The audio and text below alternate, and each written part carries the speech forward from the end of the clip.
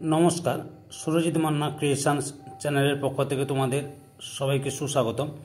আশা করি তোমরা সকলে ভালো এবং সুস্থ আছো। আমি তোমাদের জন্য এই ভিডিওটিতে তুলে ধরছি 2025 সালের ক্লাস 6 তথা ষষ্ঠ শ্রেণীর ছাত্রছাত্রীদের জন্য ফার্স্ট ইউনিট টেস্ট তথা প্রথম পর্যায়ক্রমিক মূল্যায়নের রায় ও মার্টিন এর প্রশ্ন বিচিত্রার থেকে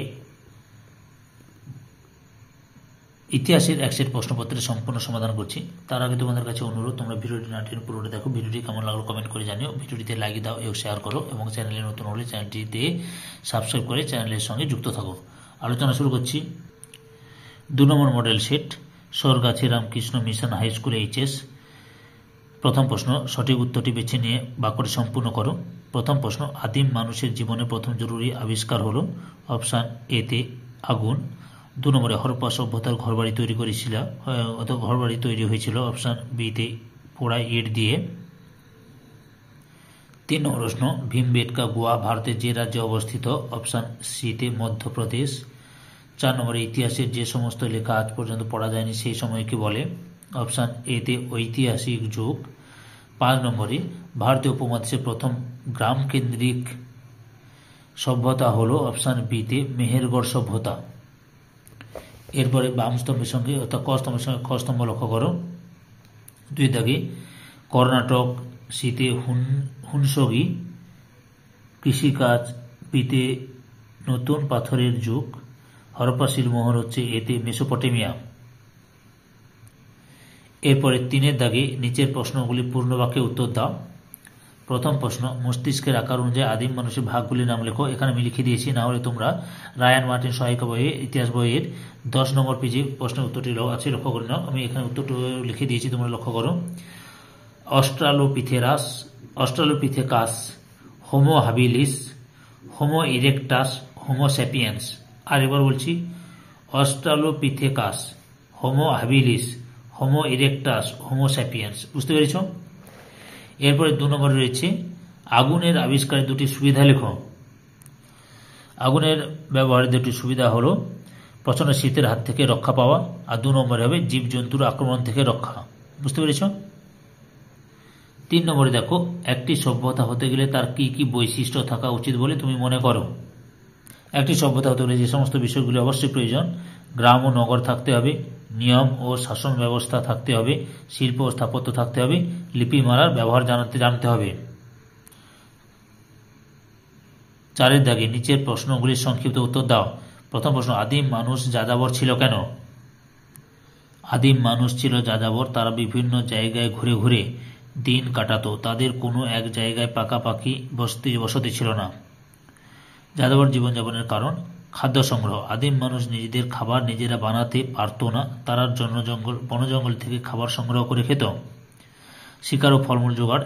আদিম মানুষ শিকার করে ও ফলমূল জোগাড় করে খাবারের চাহিদা মেটাত, আর এই শিকার ও ফলমূলের খোঁজে তাদের বিভিন্ন জায়গায় ঘুরে বেড়াতে হতো।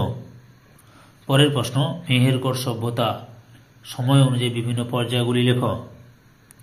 মেহেরগড় সভ্যতার সময় অনুযায়ী বিভিন্ন পর্যায় হচ্ছে: প্রথম পর্ব খ্রিস্টপূর্ব 7000 থেকে খ্রিস্টপূর্ব 5000 অব্দ। দ্বিতীয় পর্ব খ্রিস্টপূর্ব 5000 থেকে খ্রিস্টপূর্ব 4000 অব্দ। তৃতীয় পর্ব খ্রিস্টপূর্ব 4300 থেকে খ্রিস্টপূর্ব 3800 অব্দ পর্যন্ত। বুঝতে পেরেছ? পরের প্রশ্ন, 3 নম্বরে কে কত সালে মহেঞ্জোদারো সভ্যতা আবিষ্কার করেন? না, 1922 খ্রিস্টাব্দে রাখাল দাস বন্দ্যোপাধ্যায় মহেঞ্জোদারো সভ্যতা আবিষ্কার করেন। 4 নম্বরে হরপ্পা সভ্যতা কত দূর পর্যন্ত বিস্তৃত ছিল? উত্তরটি দেখো, সিন্ধু নদের উপত্যকায় হরপ্পা সভ্যতা ছিল প্রধান কেন্দ্র। এই সভ্যতা প্রায় 7 লক্ষ বর্গ কিলোমিটার এলাকা জুড়ে ছড়িয়েছিল। হরপ্পা সভ্যতার বিস্তার ছিল পূর্বে আলমগীরপুর থেকে পশ্চিমে বর্তমান পাকিস্তানের বেলুচিস্তান পর্যন্ত, এবং উত্তরে জম্মুর মান্ডা থেকে দক্ষিণে গুজরাটের কচ্ছ অঞ্চল পর্যন্ত। তবে উত্তরে আফগানিস্তানের এক প্রত্নক্ষেত্রে সুরতুগাই এবং দক্ষিণ মহারাষ্ট্রের দামাইবাদ অঞ্চলে হরপ্পা সভ্যতার অনেক চিহ্ন পাওয়া গেছে।